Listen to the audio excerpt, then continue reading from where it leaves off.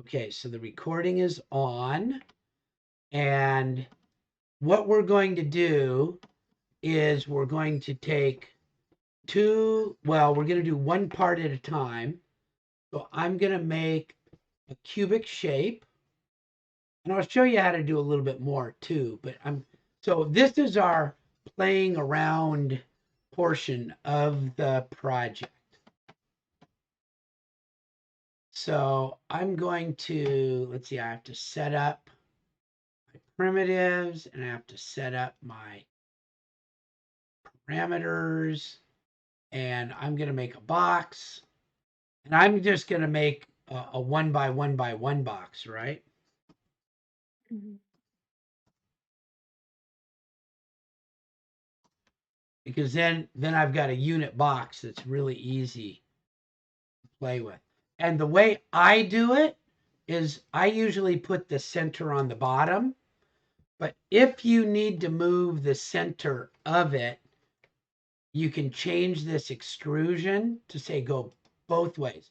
Now I'm at the true geometric center of it, right? My 0, 0, 0 is at the true geometric center. So this is another cool thing that you can play with. But I just did it that way just cuz. Okay. So there we go. I've got my box and I've got my parameters. And I usually put the comments over here, but I'm going to make this parameter width, depth.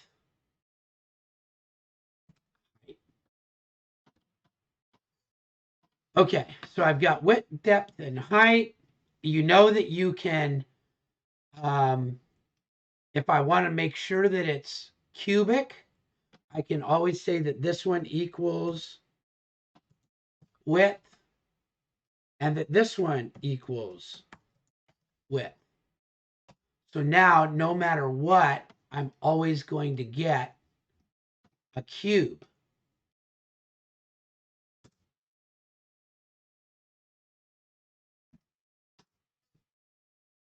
Cool.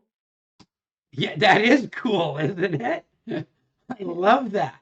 And so our goal then is, instead of having to come in here and go click, click, click, because the math people don't want to learn Inventor, they've got a spreadsheet that they're working with all of their parameters. So we want to read this from a spreadsheet. So now let me see if I can do that. I don't usually do this. You may be the one that figures it out, but I'm going to open Excel.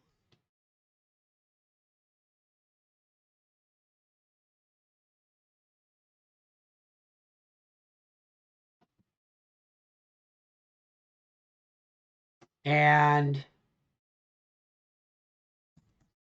width, and I'll put in, right now I'll put in 4. And I have to save that file.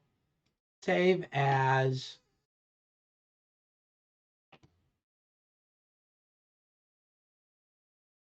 cube generator. How's that? So now I've got this thing called cube generator. Well, let me put them side by side.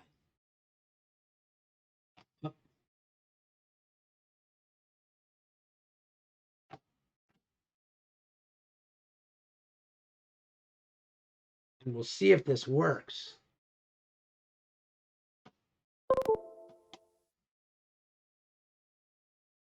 Ah, I just closed it. I hate it when I do that.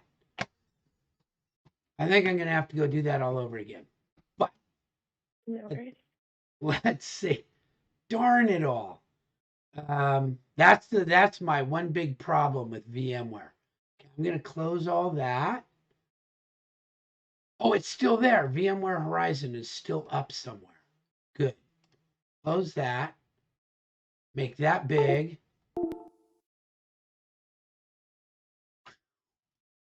Push that Oh to the yeah, I think you just side moved. and open that up. Okay.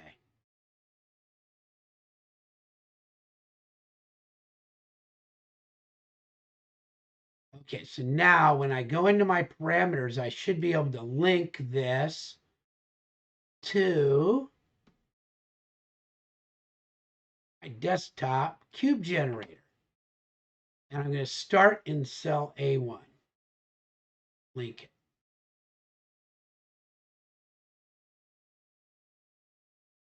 Okay. So now this is always going to be width 1.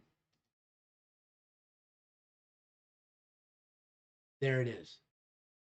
So see how it brought in this thing called width 1. This is from my Excel sheet. It brought that in. And if I tell that to be this, it will be this. Did that make any sense at all? Yeah, that makes sense. Okay, now let's see if it works on the fly.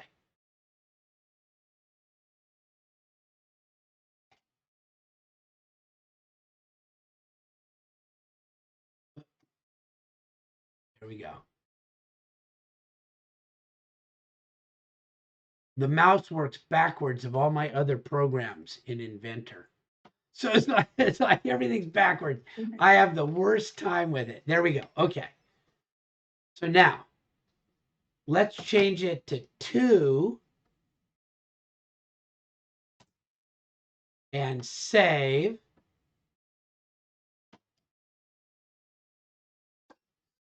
I think that should have immediate update link. Oh, and then I need to do the. Okay, why didn't that change? Save parameter.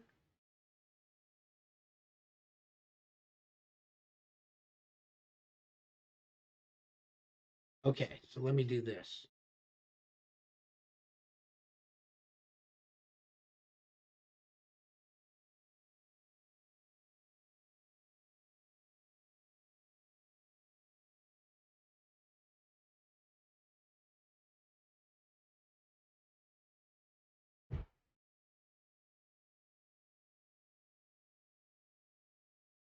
Okay, so when I change that for save, that's supposed to change. I don't know why it's not within this link. 4.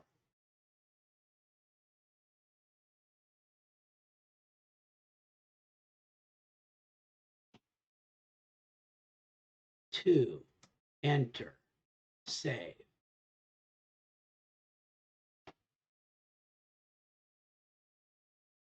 Why is that staying at 2?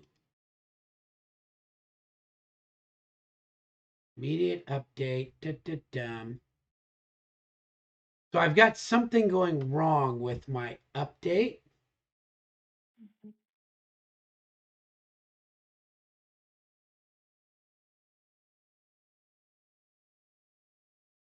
I don't know why it's not saving. File.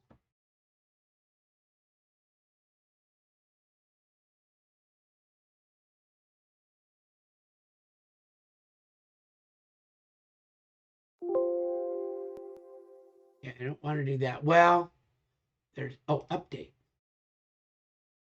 Update. No, that didn't update it.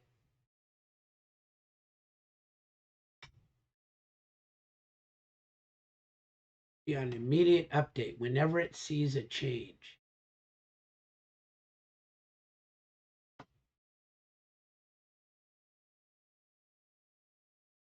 So that's something for us to figure out why that's not doing that. Says it's 2.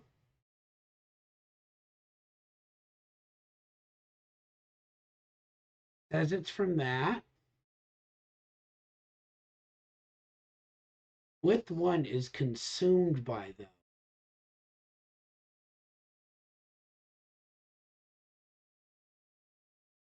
I can probably try playing around with this later. See what happens. Yeah. Yeah. So that's what we're trying to work on is how to get this to change this without having to have them be in here and playing with all this. Okay? And so it'd be the same thing if you have this or a sphere. We want to be able to change and make those as they go. So then the next thing that we would want to do, let me close that one. Oh, I wonder if it's because I hadn't saved it.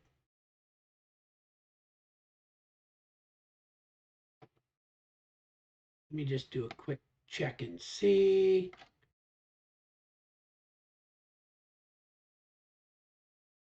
No, they're all still saying that they're 4. Okay, so you'll be able to look at that. The next thing that's really cool that I want to show you is that, and you're going to have to play with this because this is something I almost never do. I'm going to, shoot, now how am I going to do this? I'm going to start a sketch in this plane.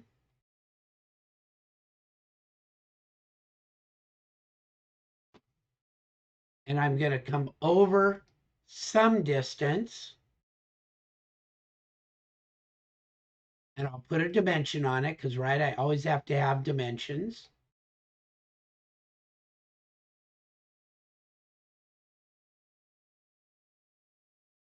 And then I'll put this in here. And I'll leave it as that, a length and an angle. And then I'll come back over to here, which should constrain. And I'll come back down to here, which should constrain. So now let's see what that thing looks like. And I might have to, yeah, my parameters only have the one. So I have to fix that to show. I wish it wouldn't always flip like that.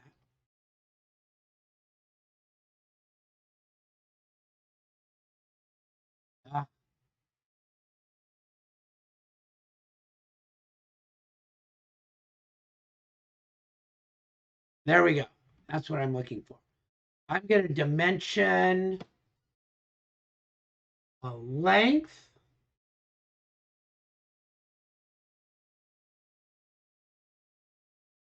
and an angle just for fun. So that will that really does do this because this angle, it should constrain over to there. If it didn't, I can use these things to say perpendicular. But I think since I clicked that spot, it will be a constraint. So let's look at our parameters now. That's kind of cool. So I can adjust the size of this. And I can adjust the angle. So this is my, and I'm going to call it base radius. And you'll see why in a minute. And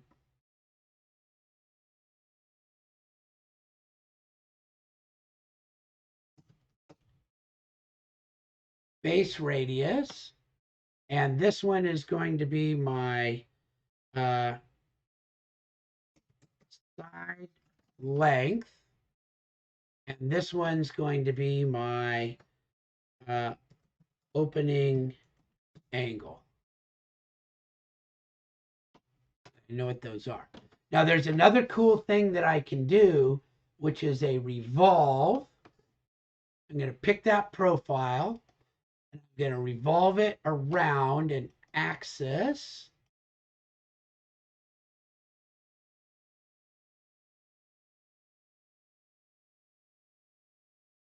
No, there it goes.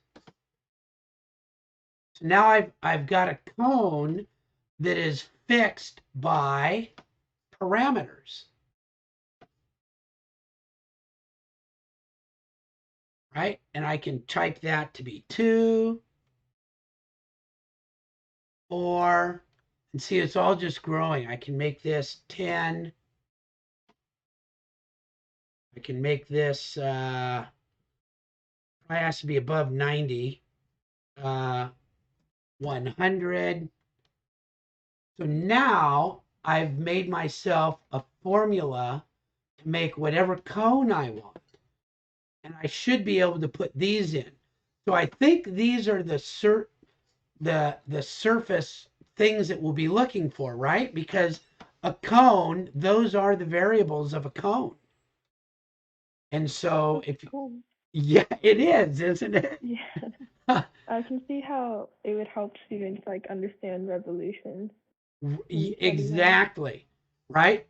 And because now what can you do? You can say, well, what was that made of? Oh, I did that and I spun it around there and I can change that and I can, oh, that is so cool, right? And we want these to be able to be generated so people can go into the viewer to get these basic views. What does it look from the top, from here, right? From all the different ways. And I can even view it from like a wireframe. What does it look like? So this is all about really just starting to get people to visualize and then be able to use numbers to make those visualizations happen. Have you ever used a program called Desmos? Oh yeah, I use Desmos and GeoGebra all the time. Right. Yeah. And so this is a 3D modeling, very simplified version of that, right? But it allows us to actually make the things. Now, what's even super more cool from my point of view is as we do these things, I can look at this thing's properties, and based on the material that I put in there, I can get all sorts of, what's the area, what's the volume, what's the mass, where are the principal moments, where's the center of gravity, how about the global moments instead of the principal ones, based on this is based on my 0, 0, and this is based on the part itself. It's like, oh my gosh, there is so much cool stuff that I can get out of this. Um, and it's this is where you go, well, how do we use math? Well, here's how we use math, right? And we want to program this. But most importantly, we want to eventually get to the point where we've got that and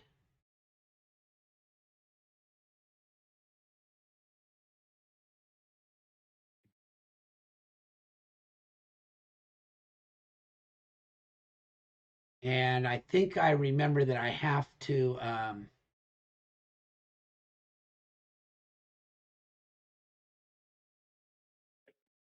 put a dimension on that, right?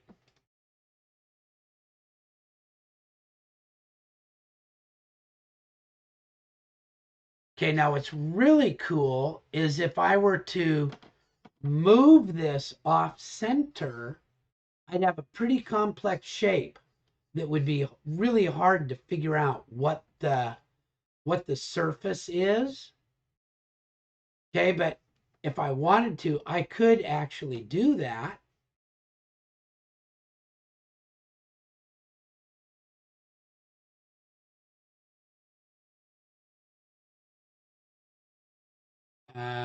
I've got a constraint on there somewhere.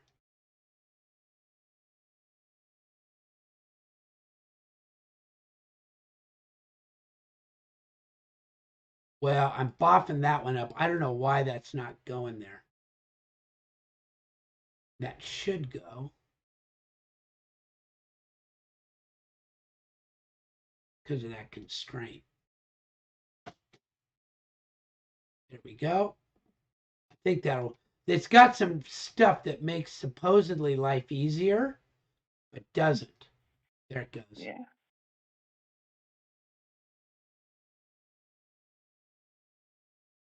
Now look at what that shape would be. That's a much more difficult shape to describe. And what Professor Alisher wants to do is by looking at this in 3 different views to be able to come up with what the equation for this combined shape will be. So you can imagine that's a pretty tough problem. Yeah. Right? But he says he's got the math, but he's got to be able to show this to people so that they can figure that out. But then of course, we want to be able to do this too. So this is going to be the sphere diameter 5, 2, 7, right? And we want to be able to do that out of an Excel spreadsheet so that he can have more than one example. Mm-hmm. Okay? So that's your deliverable. Your deliverable for this week is to link a shape to a spreadsheet and then link 2 shapes in one file to the spreadsheet. And then if you get there, to make a like a parameterized, a functional one that's a function. And we can even make this be 2 times base radius so that it's always right. It's always functionally driven if we need to. Okay. Okay. Does Makes that sense. does that give you more than enough to do? Yeah. Yeah. So just It's gonna get be a done lot what you, to learn. huh? It's gonna be a lot of learning, but it'll be Yeah. fun. Yeah. Yeah. So let me go ahead.